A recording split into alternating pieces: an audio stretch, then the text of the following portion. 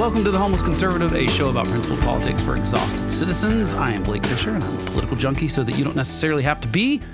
Thank you for spending some of your valuable time with me today. Obviously, last week's episode, we were talking about, will we attack Iran? And a couple days later, we did. We bombed their nuclear facilities, so we're going to talk about that today.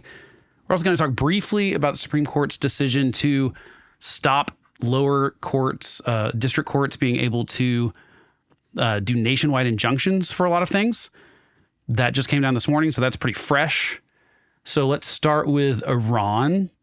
This is kind of one of those situations where, again, just like every other thing that happens in politics these days, people seem to be trying to get on one side or the other of this without any sort of nuance at all.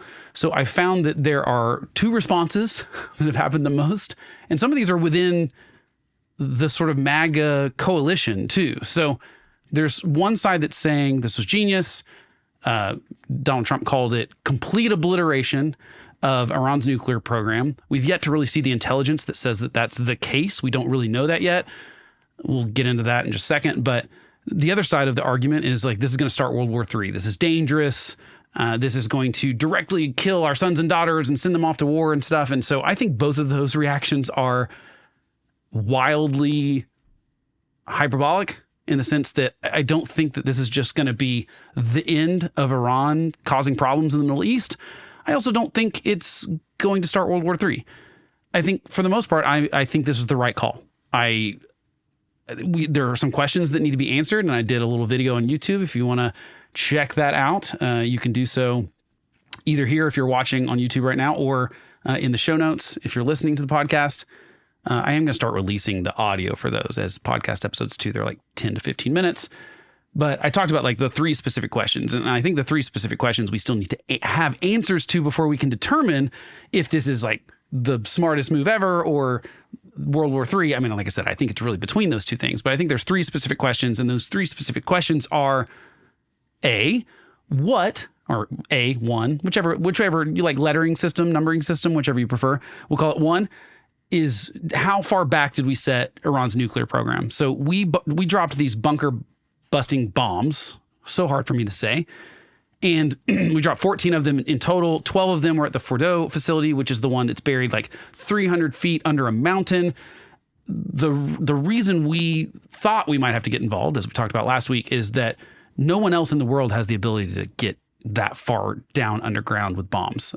We have bunker busting bombs, but we're the only ones that have developed something that can go that far down. So the approximate range of these bunker busting bombs is like 200 feet below ground, and the Fordo facility is somewhere further than that, somewhere between 250 and 300 feet underground. And so we don't totally what's happened and like how much damage they really did. Like within 24 hours of it happening, maybe within 48 hours, there was our defense intelligence that came out. Well, not really came out. It was leaked by 7 people that had read the classified report, speaking about details of it without releasing classified information technically, but talked to the press about it on CNN and New York Times, and said, hey, this only set back the Iran nuclear program by months. Obviously, that makes the decision potentially look foolish or bad, or like what was really the point of it, even to use all those weapons when we don't have a huge stockpile of them in a situation where maybe we only delayed Iran's nuclear capabilities for a few months and potentially made them more likely to accelerate it based on those attacks. And I think that would be a fair assessment, except that we also have Israeli intelligence saying that it was likely like very well set back for years. We've got stuff from ISIS, not the bad ISIS. This is the good one. This is the Institute for Science and International Security. Their report says it will be a long time before Iran comes anywhere near the capability it had before the attack, and that the strikes have effectively destroyed Iran's centrifuge enrichment program. So that's their assessment. Israeli assessment is that it's been very far set back. So we do have multiple intelligence reports that are saying, yeah, we set this back quite a way. They don't have centrifuges anymore. They don't have a way to enrich your uranium. We don't know the devastation of these facilities. And so we do need to know the answer to that question. How far back did this set it back? Because I don't know if it's worth it if it only set it back a few months. Now, hopefully the bombing of them will deter Iran from continuing that. But I think it's fair to have concerns that say they're just going to do so in secret somehow. I find it very hard to believe that they're going to be able to do anything like that in total secret, because Israeli intelligence has been so wildly good in Iran for the last couple years. The things they've done, they set up as I mentioned last week, they set up a base inside of Iran that they launched drones from for their attack that started before the U.S. got involved. So I find it hard to believe that Israeli intelligence doesn't have the wherewithal to know where these places are. I find it hard to believe that the combination of our two intelligences are not figuring out where any sort of secret sites are. So that's kind of question one that I think we do need an answer to. And I would lean more towards, I think this is the right time to do a strike and the right kind of strike, still based on the information we have right now. If we really did set them back years, I think it's worth it when they were potentially weeks away from having the uranium that would be able to be weaponized, basically 90% enriched. That's a huge problem. Then, they need a delivery system, and you can use existing missiles, except that you have to miniaturize a nuclear weapon. So that's a whole different technological thing that they've got to develop. And I think our intelligence, I've not seen anything that indicates our intelligence is wrong, that they didn't necessarily have those weapons capabilities yet. But keep in mind, you can make a nuclear bomb that you put in a shipping container or a car or something like that if you really want to. You don't have to deliver it via an intercontinental ballistic missile necessarily. So I think it was the right move, personally, to try to take out Iran's nuclear program before they got to a point where they were either very close to having it weaponized, because I think that just totally changes the dynamic in the Middle East. There's a couple other reasons that I think it's a good idea. Israel had so worn down its terrorist proxies in Hamas and Hezbollah and even the Houthis in Yemen. These are all things that had gone on since October 7th, and I think really led to us realizing that, Israel realizing that they could attack Iran without consequences. Keep in mind that they had total domination in Iran's airspace. They did not launch any countermeasures against Israeli planes or our planes. Now, ours were B-2 bombers, which they can't detect on radar, so they really probably just didn't know that they were there. But there was no firing on us or Israel inside of Iran in their airspace, which is wild to me that we have that kind of air superiority in someone else's country. So that they've been severely weakened over the last couple of years, really maybe even a little bit longer into that.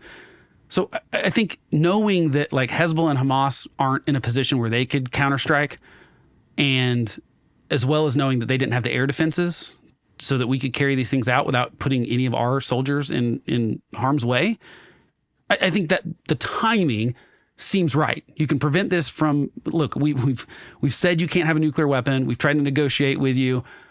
You're not, like, we gave you a 60-day window and said, hey, we want to negotiate. Israel started attacking on day 61. I think that was on purpose. Now, the other question I think that's important to know is, where is the enriched uranium that they already had? We apparently, if we know the answer to that, we're not saying, but there's conflicting things. J.D. Vance went on Sunday Show this last week and said it probably had been moved from the Fordo site.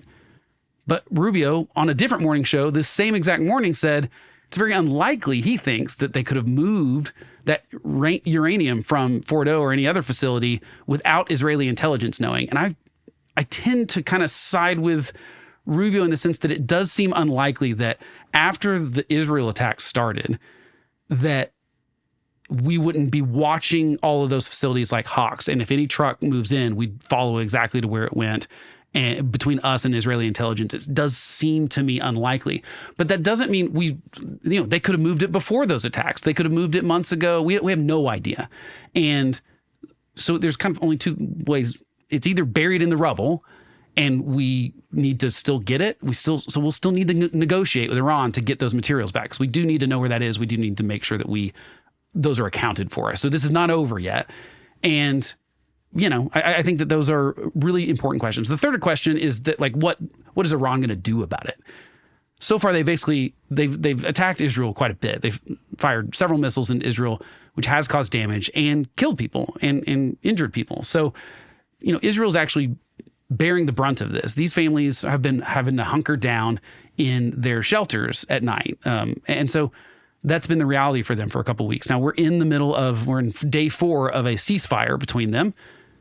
It's held up for 4 days. We'll see if it continues to, but there is going to be more negotiation. Anyone that thinks that this was just one and done, we drop these bombs and it's all over, That's foolish. That's not going to be the case. We need to know where that uranium is. We need to make sure that Iran does not continue to pursue making a nuclear weapon, frankly. And so those are sort of the questions that were outstanding. But I do think for the most part, it was the right move. I think that Trump should get credit for pulling the trigger on this. I think that the presidents that have come before him have not had, I don't know if they didn't have the guts to do this. I don't know if the timing wasn't right. I mean, you have to agree the timing was very, very right for Israel to have done as much damage to them in the days preceding and to not have those terrorist proxies being able to retaliate. And really Iran not even be able to fire at us as we're flying into the airspace and dropping bombs on these things that they had to have known was coming, right? Trump was saying he's going to make the decision within 2 weeks. I think he'd already made the decision at that point.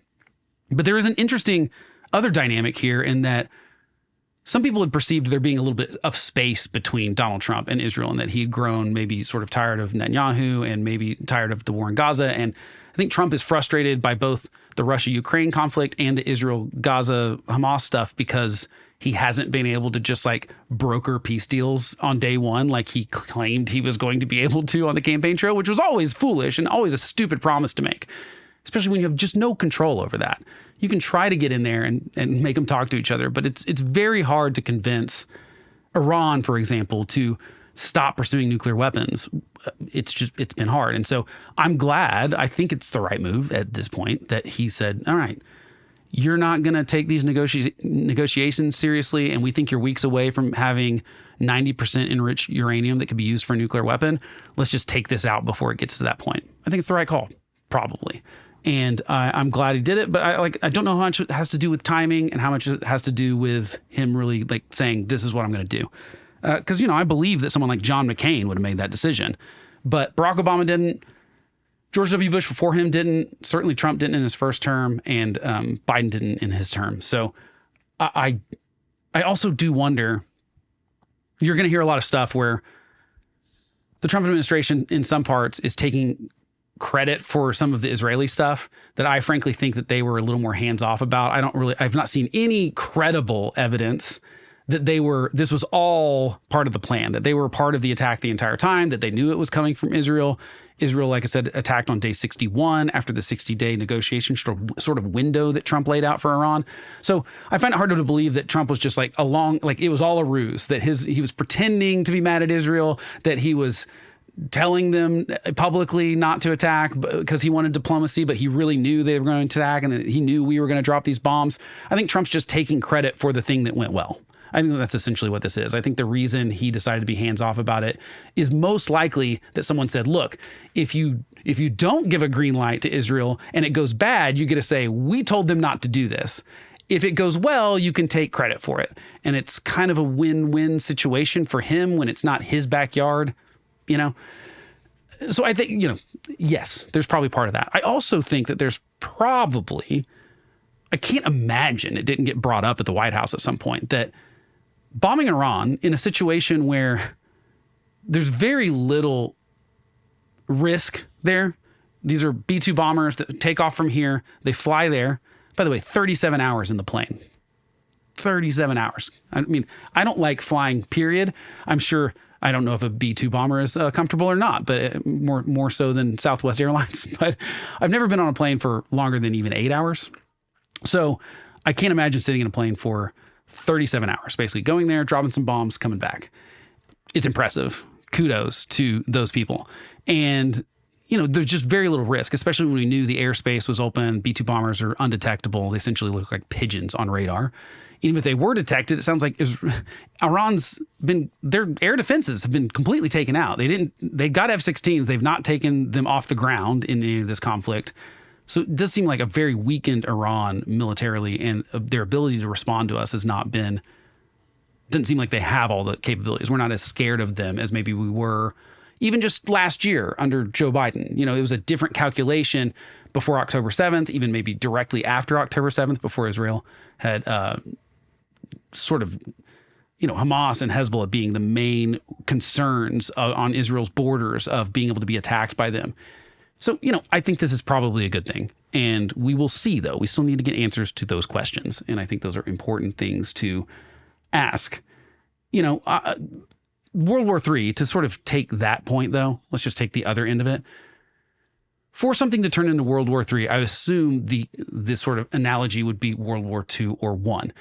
The common theme in those wars is that it really did involve a lot of different countries, because you start getting allies coming to the aid of other countries. And so far, no one has come to Iran's aid. No one.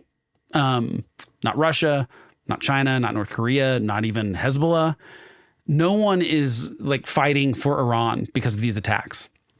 So it doesn't seem that Iran really has that many friends. I think that even the people that give lip service to Iran, sort of anti-Israel, you know, that sort of Middle East thing, with their actions, they're not really. Like Jordan swatted missiles out of its airspace when Iran first retaliated for Israel's attacks on Hezbollah specifically.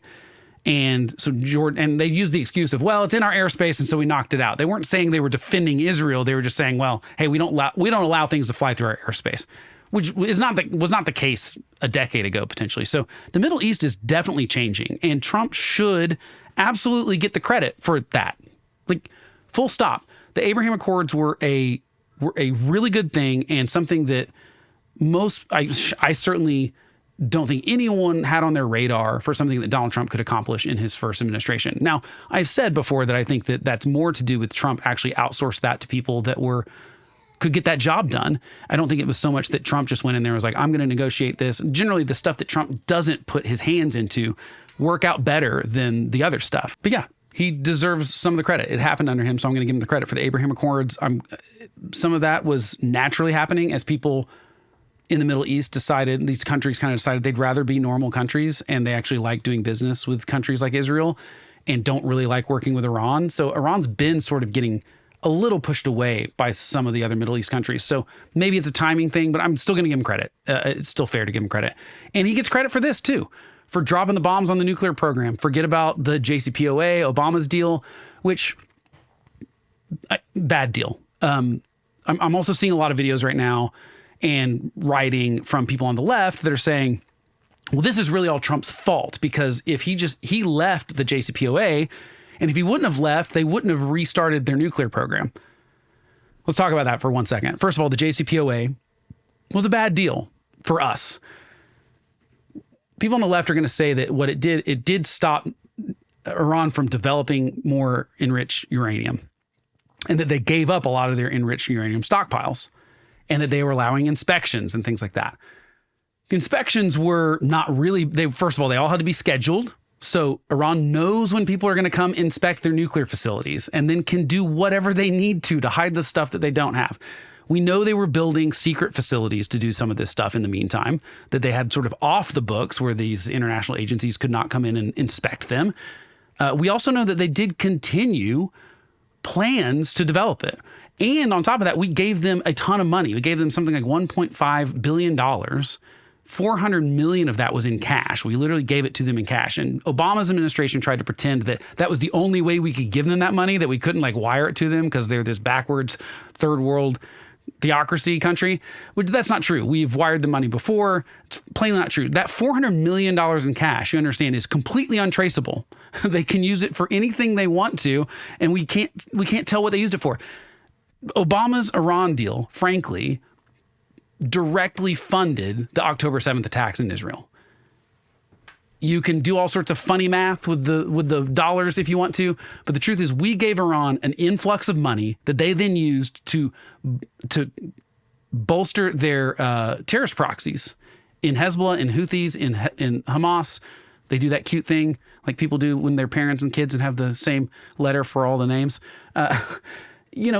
They were flush with cash. We released sanctions. They were a richer country, and they didn't use it to build infrastructure. They didn't use it to improve their schools. They didn't improve their citizens in the country. They didn't use it to boost their economics inside the country. They used it to fund terrorism.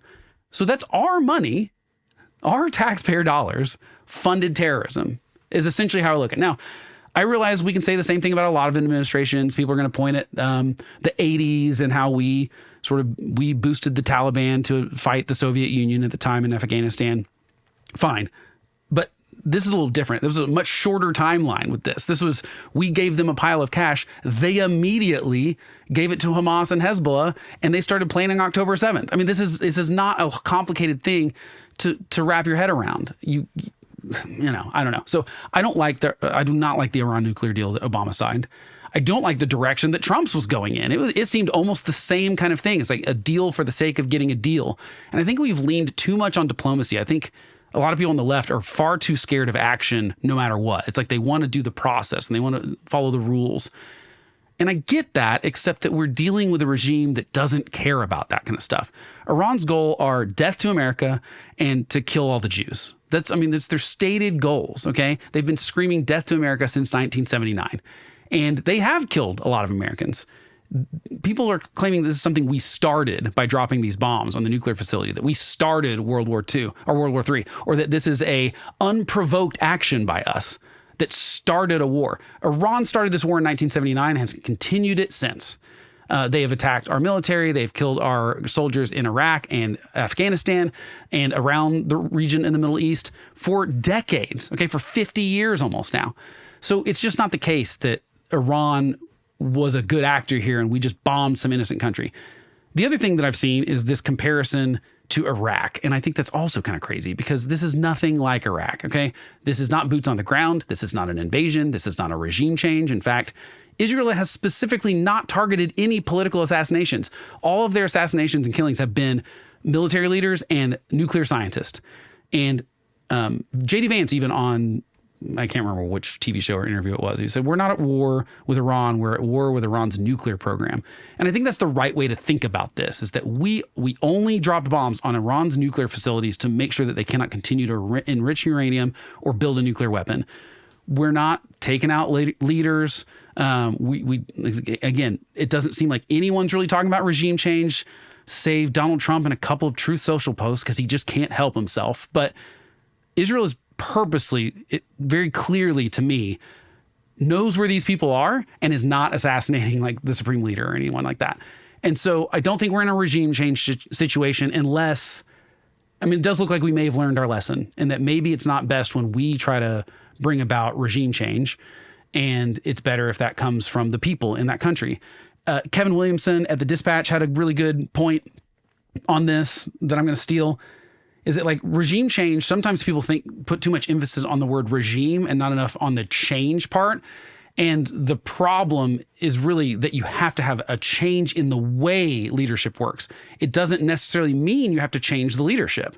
So you don't have to change the people in the regime. If, for example, if Iran decides to no longer pursue getting a nuclear weapon, and they come to the negotiation table and they give us the uranium and we, maybe we release some sanctions, whatever we want to do to say, okay, now that we've destroyed your stuff, to keep you from building it further or whatever, maybe we can work out some deals. We can get the uranium, we can get better inspections, whatever we want to do to say, you got to follow.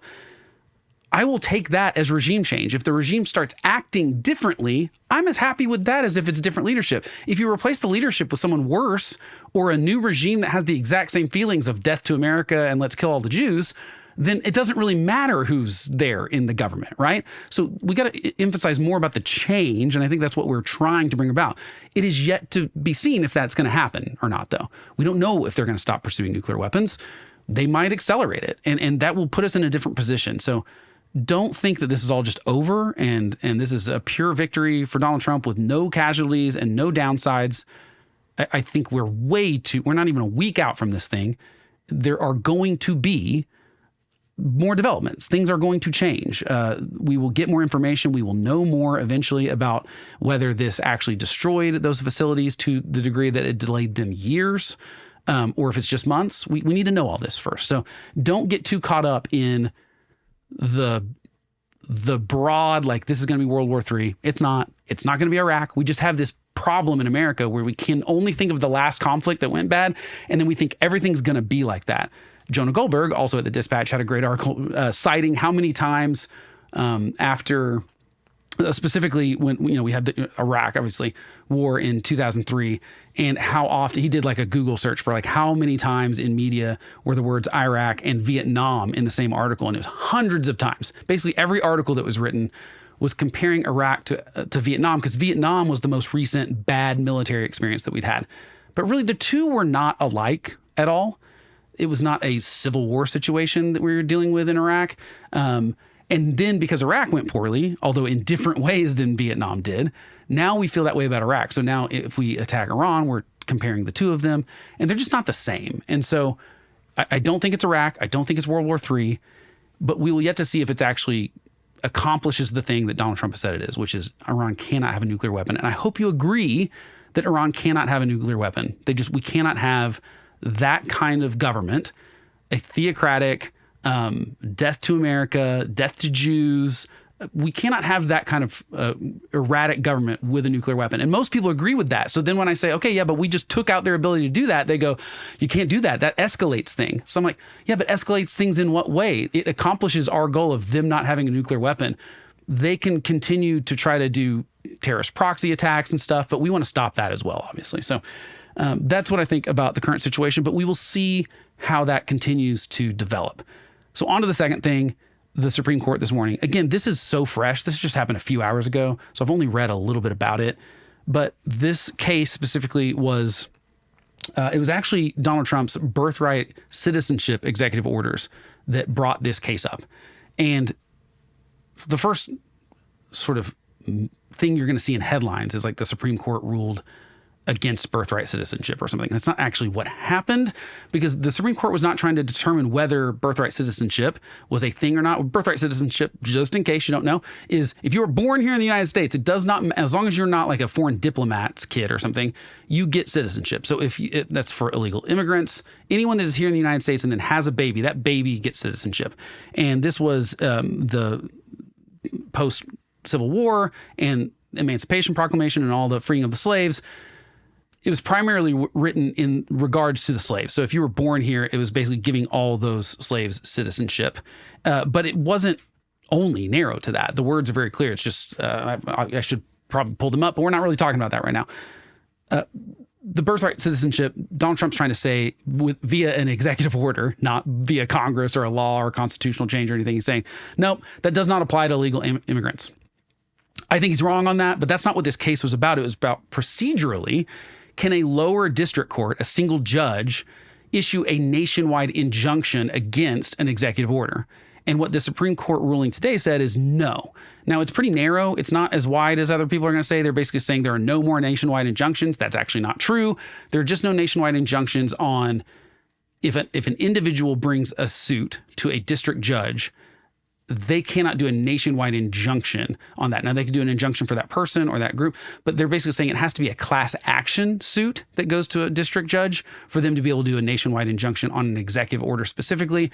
This does not apply to executive actions within agencies in the executive branch. So if the EPA comes out with a new rule, a single district judge could still offer and do a nationwide injunction on that, to my understanding, but not to executive orders. And this is basically, the Supreme Court's been having to do a lot of work over the last several years on really just telling people, hey, that's not your job, that's some other branch of government's job. And for the most part, they've been trying to strip those powers from both the judicial branch and the executive branch, because the executive branch has gotten way too bloated, as I rant about all the time, and there are way too many powers, and Congress has abdicated a lot of that. But some of it, the executive branch has just tried to take. Everything now is about presidents signing executive orders. That's all they do. Obama did it about DACA. Biden did it about student loan forgiveness. Trump has done it on trying to do funding for the border wall and doing things like this birthright citizenship. Donald Trump has signed more executive orders than anyone in his first 100 days. I think including FDR, or maybe less than FDR, but either way, hundreds of them. And a lot of them, I think Trump just wants the headline and doesn't really mind if they get swatted down in court, honestly. Then he gets to blame someone else for it. He goes, I tried. Congress is just not willing to do their job. And almost every time these rulings come out, it's essentially the Supreme Court saying, that is not your job. And in this case, they're saying, district courts, that is not your job to issue a nationwide injunction on the executive branch, because we believe they have the power to do executive orders. But if we think that executive order is out of out of order, it needs to be a different judge. And the reason why this is because this has gotten out of hand over the last few administrations. And people love these nationwide injunctions when the president in power is not on their party. So Republicans loved nationwide injunctions when Biden was the president. Now they don't. Democrats hated nationwide injunctions when Biden was president, but now they love it when Trump's president and they're getting them. The reason this doesn't work is because there are, I think, 92 districts in the country, and all of them have 2 to 5 judges or something. And I can't remember the exact numbers, but so you've got hundreds of individual judges, and these are single judges that you go before. These are not like 3 judge panels or anything. And the problem has been that when, for example,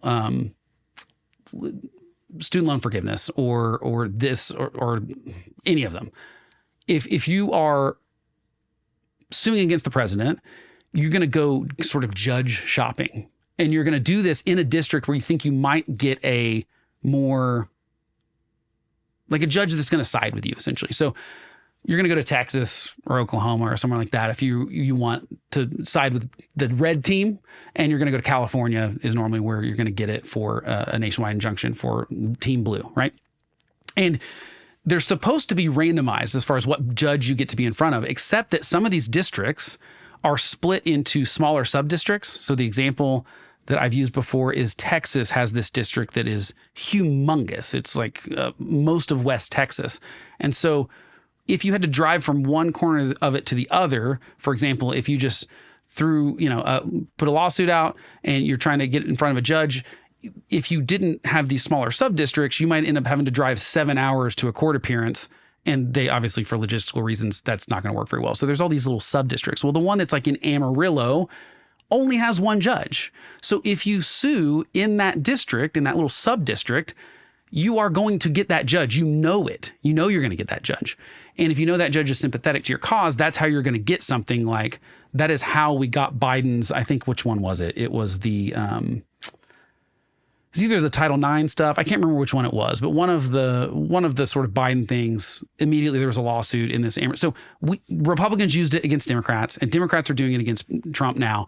And there did need to be something that changed about this. And so I think it's probably a good thing that the Supreme Court has come in and said, hey, that's not really a district court. Like, we shouldn't let a single judge stop an executive action across the entire country. It seems like that's not really a balance of power situation there.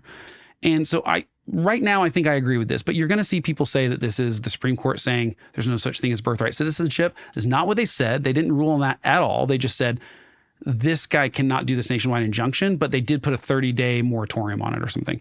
So I'm not exactly sure how this is going to work out in all the different states. I need to read a lot more about that. I assume that what we're going to have is a situation where, this is going to get tricky because there are some real world situations where if someone has a baby, like, we need to know if that baby's a citizen or not. We need to know if we need to get a social security number. We need all these kind of things. And that's a little up in the air potentially because Trump's saying, nope, if it's from illegal immigrants, it's not. I think, first of all, it's just a complicated paperwork situation. I also think constitutionally, Trump is just wrong about this. I think that I think it's very clear that the Constitution says that everyone here, and by the way, previous Supreme Court rulings have said, there was a famous one in the late 1800s, might have been early 1900s, where a child of Chinese nationalists, but they were not citizens here, they were just living here, sued, and the Supreme Court ruled in favor that said, no, this means if you're born here, you are a citizen, as long as you're not a diplomat that has a kid here or something, someone that actually is actively part of another country and just here visiting or whatever. So I don't think it's going to hold when the Supreme Court actually does end up taking this, because they will have to actually take the question eventually of, can the president say that birthright citizenship was changed with an executive order? But all they've done right now is say that district courts cannot make that decision, that it needs to be higher than that, or it needs to be class action or something like that. So it was a 6-3 majority opinion down party lines, as you would expect. But I think that right now it's the right one. But you're going to see a lot of freaking out about it. most of the headlines I've seen on any sort of left-leaning media, mainly most media, is like, well, the Supreme Court just handed Donald Trump a huge win. It's going to change history forever. I don't think it will. I do think it's going to change things for the better, because what we won't have is this chaos of a president signing an executive order and then a district judge doing a nationwide injunction and then that having to move up the courts, and we're just like in limbo in the meantime. Because I think the biggest problem with our country right now is that no one has any idea what's going to happen tomorrow, because everything's executive orders, which means that Biden can undo Trump stuff and then Trump can undo Biden stuff. And we're just going to keep volleying back and forth when Congress isn't actually passing laws that are much more permanent. And basically at every turn, the Supreme Court is going, Congress, do your freaking jobs. If you guys just wrote the law or clarified what birthright citizenship means, because you guys can just write a law that says what it is. We don't have to look. I mean, as long as it's not against the Constitution, Congress could clarify birthright citizenship anytime it wanted to. It could clarify DACA anytime it wanted to. It could clarify gun laws anytime it wanted to. It could do any of these things that presidents are signing executive orders for. Congress should be the body, the true supreme body of the Constitution. Like we talk to them, the co-equal stuff is nonsense. You look at the Constitution, and Article 1 has all the powers. They have all the power of the purse. They have the power to regulate. They have the power to impeach and remove people from the other branches. The president cannot remove people from the other branches. He can appoint judges, but the Senate gets to say yes or no to that. But the president can't fire judges or anyone in Congress. Congress can do that to judges and the president. They just choose not to. And the truth is, Congress is supposed to be the check on bad executive orders. If the president signs an executive order that they disagree with, they need to pass a law that clarifies that, no, that's not, and it will supersede that every time. The law supersedes executive orders every time. So, well, maybe that's oversimplifying it, but essentially yes, because any law Congress passes, unless the Supreme Court rules that the law is unconstitutional. For example, if Congress tried to pass a law that said no one could own guns, Supreme Court's going to come in and say, actually, no, the Constitution supersedes that. But executive orders are generally, Article 2 has less powers than Article 1. So Congress needs to do their jobs. But I'm just not confident that's going to happen anytime soon, because no one is interested in Congress in keeping in check the people of their party. So if you're a Republican in Congress, you don't fight back against the executive branch if there's a Republican in the White House. And that's unfortunate. But I think this will be a good thing. I think that we needed something to change here. We either needed to change that lottery system so that you couldn't judge shop.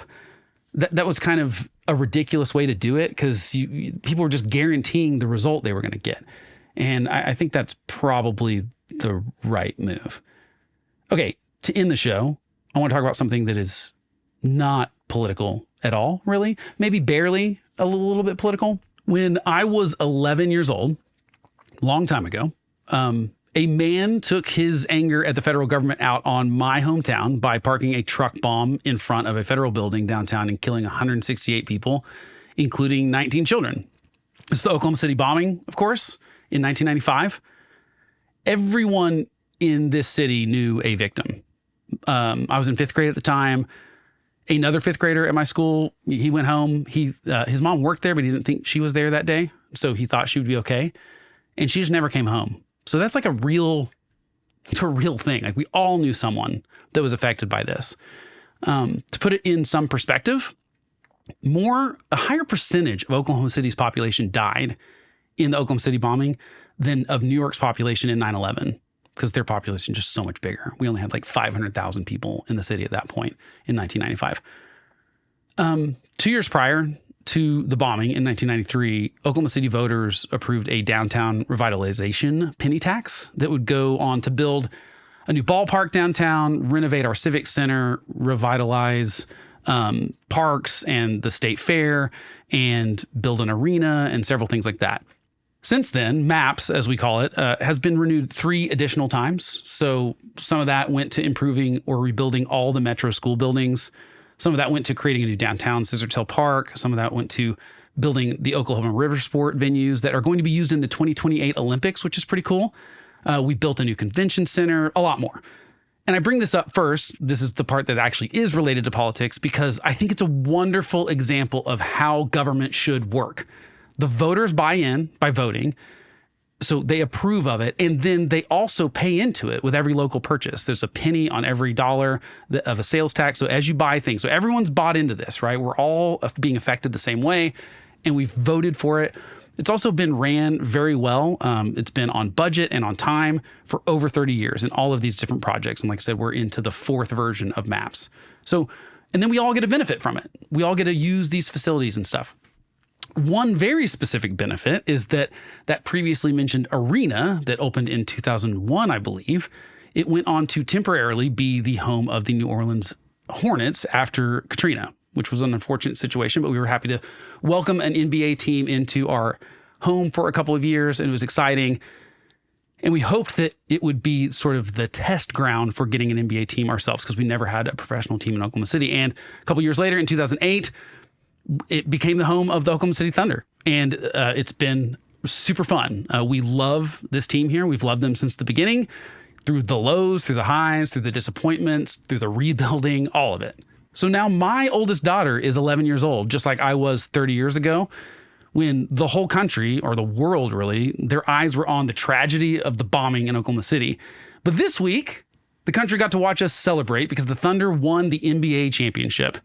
We live downtown, and so our whole family rode our bikes to the parade to celebrate this team, the organization, and the whole city, really, with like 500,000 or 600,000 other people. And it was really a celebration of how the city has come so far in the last 30 years.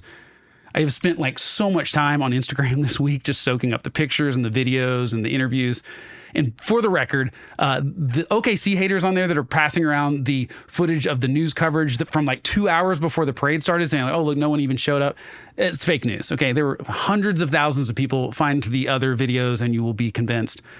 But look, this championship means a lot more to us than just the sport of it. It's like that journey over those last 30 years as a community. And so of all the pictures of the parade that I've enjoyed soaking in Instagram, there's one that literally makes me tear up every time I look at it. It's this one. If you're watching, if you're not, I'll try to describe it to you. It's taken by Thunder photographer Jimmy Doe, and it's of the double-decker bus in front of the bombing memorial. Before any new Thunder player steps on the court, they go visit this memorial in the museum. The organization thinks it's a really important part of understanding the history and the values and the resilience that makes us sort of who we are as an identity of a city. And of course, glancing at the parade map as I was trying to figure out where we were going to park, where we're going to stand and try to figure out the best place to see stuff, I didn't really notice that it was going by the memorial on the flat map, but they routed it so that it wasn't just in front of the memorial, but it's in front of the Gate of Time. If you don't know about the memorial, what happened, the way it was built is we have one gate on one side where the building was and one gate on the other. And on one side, it said 901. The bombing was at 902. So 901 sort of represents the before all the destruction and everything. And then 903 is on the other side, representing everything that came after that and the resilience and how the city has changed since then. So this is a picture of the bus passing in front of the 903 side of that gate. So the after effect of the bombing. And I just think it's a great picture. It just signifies everything that came after. It is a perfect picture for this city. So I had to take a moment today just to say that I'm super elated this week as not just a ride or die Thunder fan, but also someone who's called this city home my entire life. When I was 11, I stood downtown with my family, staring at what looked like something out of a movie. It did not seem real. It's just this building with a gaping hole in the middle of it and destruction everywhere. And it was totally silent. It was one of the most somber moments I've ever had in my life. I think it probably was the most somber moment I've ever had in my life. But 30 years later, my 11-year-old daughter and our other kids are standing at the parade barrier a few blocks away from where I stood as an 11-year-old. And they're watching Shay walk by with the trophy 5 feet in front of them. It's a total juxtaposition and just a vision of the journey. And I just can't stop smiling about it. So congratulations to the Thunder, all the players, the entire organization, and the entire city and state of Oklahoma City and Oklahoma. I love being here, and congrats. That's it for me. Thank you for spending some of your valuable time with me today. If you can do one thing for me, rate the podcast wherever you do. It just helps. Once we see lots of those 5-star reviews, people go, I should check out this podcast. And I assume you'd be doing a 5-star review, right? So appreciate that. If you can do two things, go check me out on YouTube. I'm doing shorter videos on there. You can check out. I'll probably start releasing some of those as podcast episodes as well. That's it for me. Thanks a lot. See you next week.